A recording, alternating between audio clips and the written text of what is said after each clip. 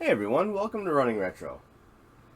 So, last week we did a video about how to replace the batteries in Game Boy Advance cartridges. And while I was doing that video, I made a sort of disturbing discovery, and I thought it would be a good idea, sort of as a PSA, to do a video on it. So, I've never been a handheld person. I did own an original Game Boy and used it a reasonable amount. But other than that, I basically have no experience with handhelds. When I was living in Europe, I got access to a Game Gear from a friend who lived in a flat near us while I was sick, and that's about the full extent. And I've had a PSP at one point, but it was a hand-me-down and it didn't really work, so I didn't really get to use it very much. So I don't have any experience with handheld games either. And when Dynamite Dom originally talked to me about Pokemon, we were talking about Ruby. And I went out and I found a copy that looked reasonable and looked decent, and purchased it so we could play it on the channel. And little did I know how much fakery there is in the Game Boy Advance world, especially with Pokemon cartridges. So, turns out, when I came to do the battery mod, I very, very quickly realized once I opened the sucker up that it's a fake. So I thought I would do a comparison of a fake cartridge to legitimate cartridges. So here we go, guys. We have all of our Pokemons for the GBA here, or the, Sapphire, Ruby, and Emerald. And we're obviously going to be comparing mostly Ruby to Ruby. But here are the things that now looking at it, I can see. So first and foremost, the Pokemon Company is on every single one of these cartridges except for this one. I guess it's in the upper left here. The serial number is in the bottom right of each of these cartridges, and it's in the upper right over here. This Ruby has a much glossier finish to it, whereas this Ruby label looks sort of washed out and kind of plain. The plastic is also a lot more that deep cherry red versus this sort of lighter almost washed out red. And the thing I noticed when I saw the Emerald was the Pokemon Company is printed down here. It's interesting that it is on here. This does have the Nintendo seal of approval. That's the thing is it had all the elements on here, but it does look like between Ruby and Sapphire, these two cartridges look identical, and I know this is authentic, and I know this is authentic. There's another reason that I realized this was fake. So in order to see that, let's crack it open. Let's take both of these and crack them open. And I've been very careful not to mix and match these because I didn't want the fake to get back into my collection. But once I took a look at it, I realized that there's pretty much no chance of that. And you guys have seen the Emerald, or you've seen the Sapphire because that's what I did the mod on last week. Alright, so let's get this all in camera. So there's our authentic. They even have the right screw for this one.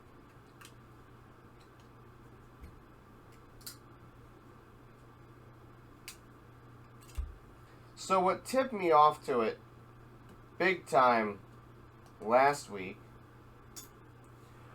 was all of the batteries on the GBAs are like this.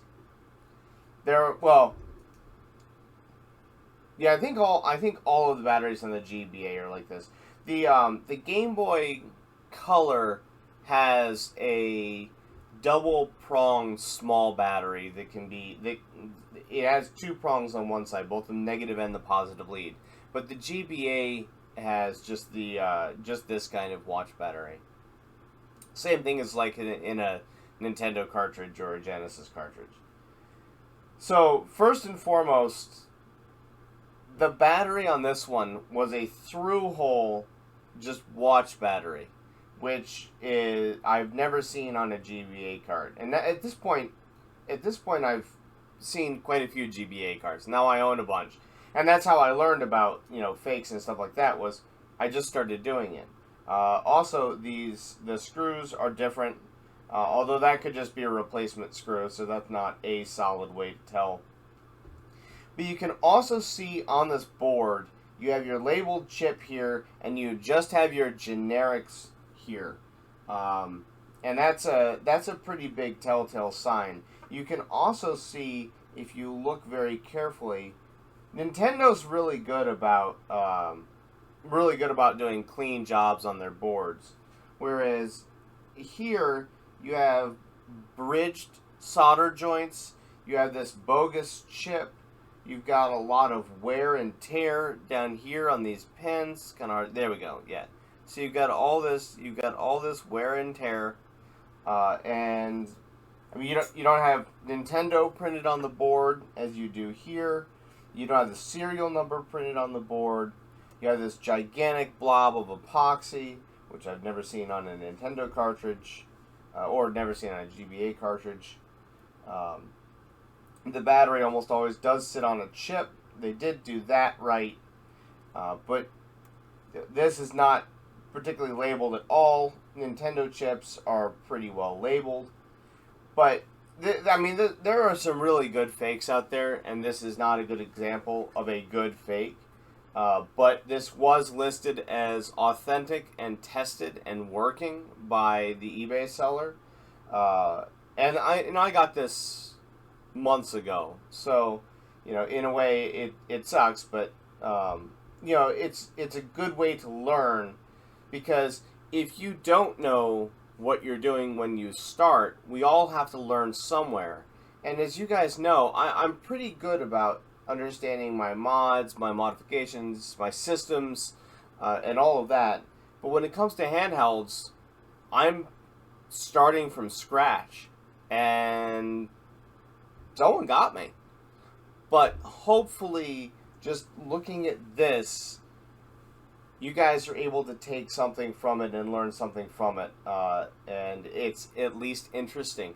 But remember too, like, we all make mistakes at some point, and part of the learning process is messing up. I do have another cartridge that I did realize it was a reproduction after the fact. Don't ever order things at 3 a.m. on no sleep, but I'll do a video on that sometime later. But even the best make mistakes, and I'm far from the best, but we all have these experiences. So whenever I screw something up like this, I want to share this with you guys, so that part of the point of our channel is to make some mistakes so everyone else can learn from our mistakes, so you don't have to make the mistakes yourself. And that goes for gameplay too. That's one of the reasons that we take a lot of games and play them just off the cuff. And they're not the most polished playthroughs, because I'm not shooting for polished playthroughs here. As a channel, we are shooting for, if you just picked up a game and played it, this is what you would get. And some people will be better, some people will be worse, people will have different problems on different sections, but it doesn't matter. We're all in it together, and don't feel disheartened either. Like, that's kind of a blow, but it was also a little bit cheaper, which is why I went for it. So the other answer there is too, if it seems too good to be true, it probably is. In this case, actually, this one was almost as good a deal. But I was a lot more careful about my approach and made sure that, if you're buying a cartridge online, make sure that you have videos of the board and not or pictures of the board, not just pictures of the case. And also, if you're selling and you want to sell something legit, take pictures of it. Open it up.